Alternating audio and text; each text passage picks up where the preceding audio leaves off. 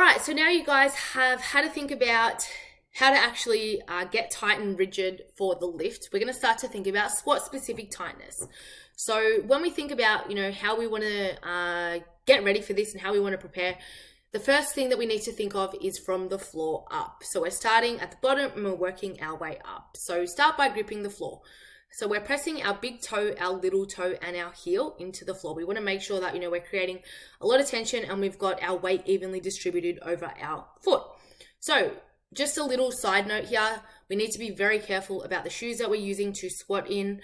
The running shoes that we might be wearing, so, like foamy based shoes, not ideal for squatting, mainly because they've got like that foam that reduces the amount of contact that you're able to get between your foot and the floor.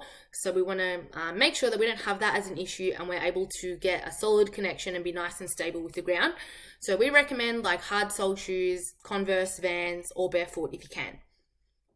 Then we want to think about initiating external rotation. So using the tension that we've created through the floor to externally rotate at the hips. So you guys might have heard the cue like driving your knees out, which actually might result in slightly less hip stability. So we actually prefer thinking about turning your thighs out and away from each other. So staying nice and stable, maintaining even contact through the floor. And then we want to think about taking that large breath into the diaphragm that we spoke about, locking the ribs down, so pulling our rib cage down and then pushing out through our abdomen and creating tension around the torso.